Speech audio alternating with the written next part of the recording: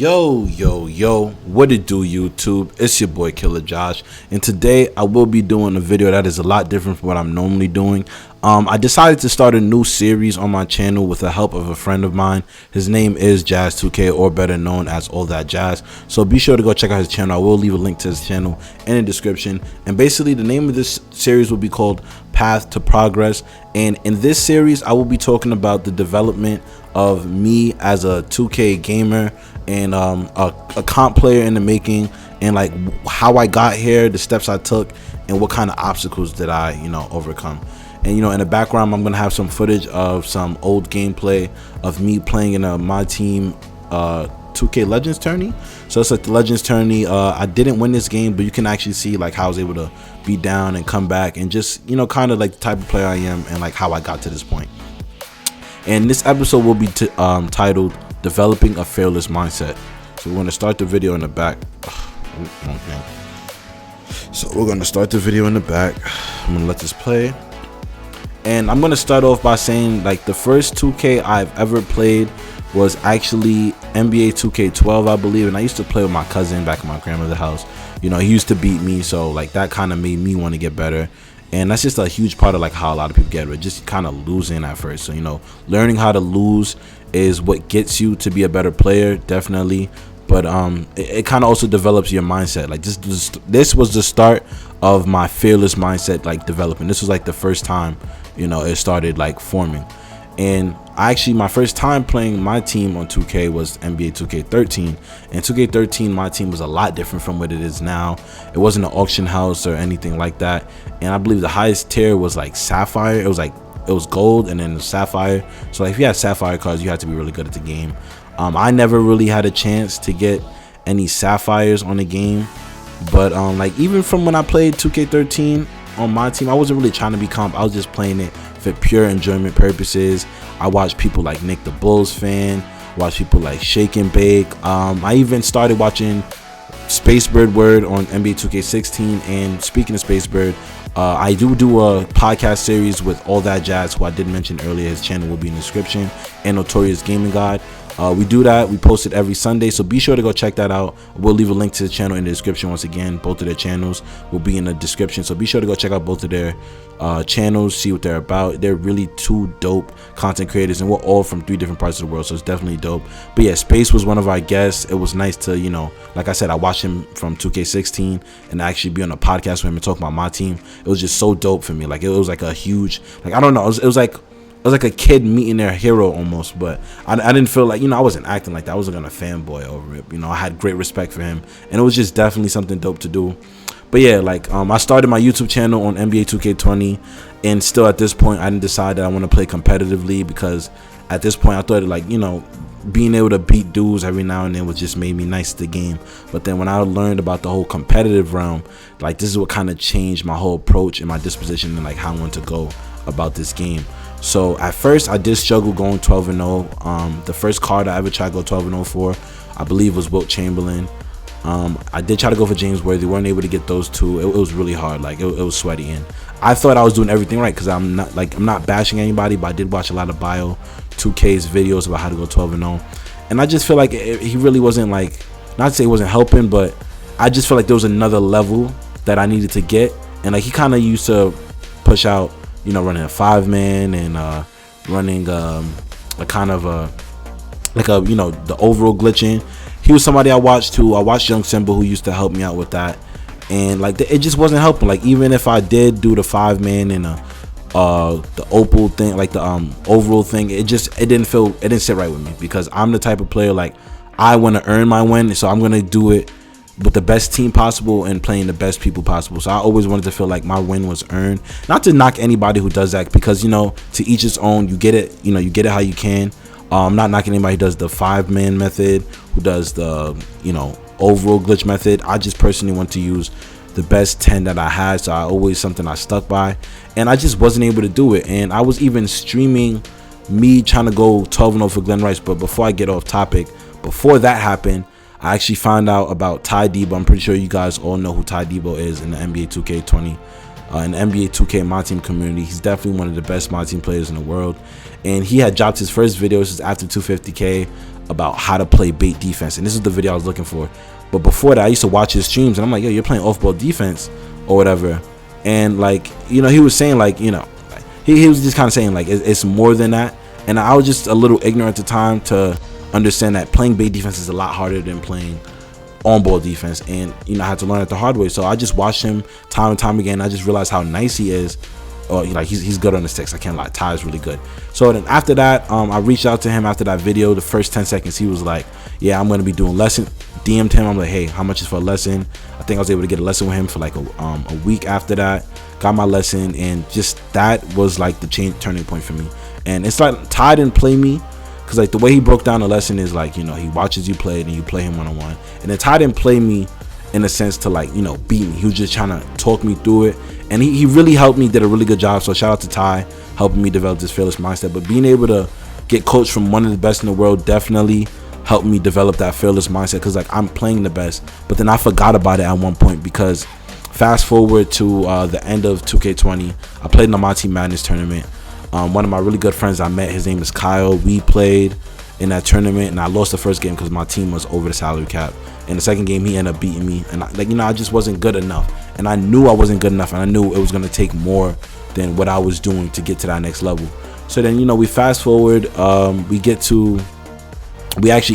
fast forward, we're still in 2K20. I do end up going 12-0. This was for Galaxy Open Michael Beasley. It was like one of the best things ever, because it's like I applied what Ty learned and literally play like that in every game. Like every game, I just try to incorporate the fundamentals, and that's a huge part of how you get better, like fundamentals. But a huge part of it was mindset. Like in that moment, I was so focused on, like, if anybody's in my way, I know I got the team that can go 12-0. I know I'm good enough to go 12-0. People will tell me, and it's just like applying the mindset. So definitely mindset is a huge part of improving at this game. And I'm not somebody who started off as a competitor. Like, I just played the game for fun and just wanted to get better. That's generally what I was doing. I was just playing the game, trying to get better, and I just kept applying whatever I learned along the way and just use that to make me a better player. So going 12-0 for the first time against Michael Beasley, that's also a part of me developing my fearless mindset, playing different sweats, coming in close games. It was dope. Helped me change the way I think. And even then, my mindset still wasn't where it needed to be. So then we fast forward to 2K21. They had introduced the whole season agenda things. I wasn't really, you know, paying attention with it. I wasn't trying to keep up and get Curry. But I didn't realize how important it was going to be. But yeah, so we're doing the season agendas. I played my first Player Lounge tournament. I'm playing Hoove. I'm pretty sure a lot of you guys know who Hoove is if you're into the whole Twitch community. Hoove is definitely a competitor in terms of my team. I'm not sure where he'd be ranked, but I'm not here to talk about that. But yeah, Hoove is definitely one of the better players in the my team community. He's definitely comp. And he destroyed me. And like in that moment, like I was crushed. Like I'm not gonna lie, I was crushed. Like I was so frustrated with the game at that point. It's like I felt like I hit a wall. But then over time, like I tried to just play in more of those Player Lounge tournaments. I did take a little break after that. I'm not gonna lie, I took a break after that. But then it came to like season 2 or 3. Season 2 actually. Season 2, I started playing more Player Lounge tournaments. I still used to lose. Nothing new. I still used to lose. I used to get mad when I lose, get frustrated, but then I always come back.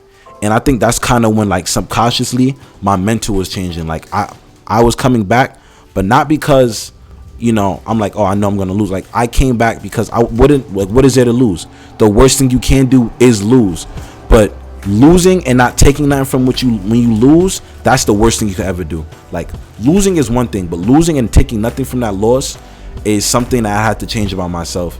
And now I'm not saying I'm 100% like this now, but a lot more times when I'm playing people and I lose, I change how I go by. Like, all right, if I lose, okay, cool, he did this, that, he did this good, he did this good, I did this bad, I did this good, like, you know. And you kind of reflect and think about what you can do better as a player.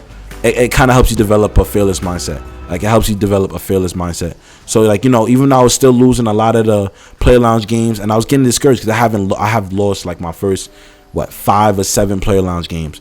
And then after I finally won a game, and that boosted my confidence. And like it's like, okay, now your mindset changed, because it's like, oh, I just beat somebody in a Player Lounge tournament. I felt undefeated. Like, and it's not something you say out loud, like not undefeated. I felt unstoppable. And it's not something you say out loud. It's more so something that just it's a mindset thing, and you act on it without even knowing. So it's like, I don't know, I was just kind of wiring my brain, and I'm just breaking down like what I did and what got me to that point.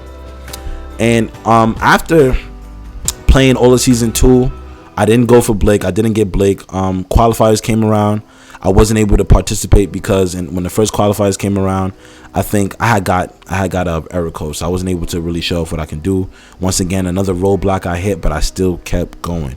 Season 3 comes. They announced the season reward is going to be Dwayne Wade, and I knew I couldn't mess out on this card because Dwayne Wade in 2K these last 2 years has always been good, and I know a free Galaxy with Dwayne Wade is going to be something insane. So I made sure I got him. Once I got the level 40 reward, Dwayne Wade, that's when things kind of changed. Like, I was still entering tournaments, player alliance tournaments.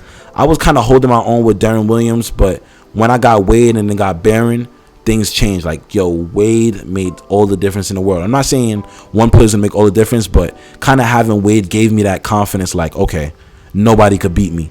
And right before, like when I first got Wade, I actually did end up going on a 12-0 run. I did this on stream. That 12-0 run, everybody knew it was real. It was super sweaty. And a huge part of what helped me go 12-0 was my mindset, like staying calm and not panicking. That's what I mean by being fearless. Like, there was the first game, it was the last game, the 10-0 game, and if I'd have lost this, I had to start over, and I really didn't want to start over. I had stuff to do, so I'm like, I gotta get this right now. So it's my 10-0 game. I'm playing this dude. He's tough. Like, he's tough. It's a close game, and I'm down in the 4th. And had I panicked at any point, I definitely would have fumbled that game. But shout out to Sound Narcotics. He's definitely one of my subs who'll be watching my videos. He helped me kind of stay calm. And this is something else that I'm picking up on without even knowing. That kind of added to my my fearless mindset. Like, Sound Narcotics, be like, yo, relax, call timeout, stay calm. And just having a calm mind is definitely something you need to have. A fearless mindset too. Like, a fearless mindset is the main focus, but having a calm mind definitely will help. And if you look at all of the professional players or like the comp players, Ty specifically, when you watch him and he's down, he may breathe like, some time to time, but like he kind of talks himself out of it. Like, that's something, his language, he talks himself out of it, and he's fearless the entire time, no matter what's going on in the game. So that's something that you definitely should try implementing too, like developing that fearless mindset. And that's what it was for me. And after I got Kevin McKidd, I got Andre Iguodala, and just that alone, having Andre Iguodala, it gave me confidence because I went 12-0. Now it's like I could do it again, and he's a good pickup to add on my team. So it's like I got the team for it now. There's nothing that could stop me. So like getting Andre Iguodala definitely helped my mindset, helped me be fearless. And then I played in the Myteam Madness tournament, and it turns out I was playing Ty in round 2. I ended up winning my first round game. I'm playing Ty in round 2, and the first game he destroyed me. I'm not gonna lie, Ty destroyed me that first game, but that's because I was scared. Like, I'm playing him nervous, I'm shaking, and he beat me by a lot. And that's kind of how these comp players play you. Like, they want you to be rattled. That's something they say. They want you to be rattled when they play you. And after playing him in that first game, I'm like, my whole mind changed. I'm just like, yo, I just played the best Myteam player in the world. What is there to be scared of now? And I still didn't win the second game, but I did a lot better. I think going into the half, it was tied. I was down a couple points. But, being that next level comp player like Ty, he's able to, when the game is close, he's able to shift into that gear and bring it to that next level, which is something I didn't know how to do at the moment. It's something I tend to do from time to time. Still working on it, but definitely the fearless mindset was a huge part of it. And it's something I hope you guys can relate to. I know a lot of you may not be comp 2K players, but if you want to be better at this game, or just, better at anything in general, you have to have a fearless mindset. You can't be scared of failing, of losing, because before you could win or you could succeed, you have to fail and you have to lose. So that's going to be episode 1 of the path to progress. First and foremost, just develop a fearless mindset, and there's nothing that you can't do, and I promise you guys that. And if you guys get this video to about 10 likes, that will mean that you guys did enjoy this series, and I will be forced to make another one. And I hope you guys, you're willing to just stick through the series, just show a lot of support. Hit that like button, hit that comment button, hit that subscribe button if you're new to my channel. It's me, your boy Killer Josh. I'll holla at you dudes later.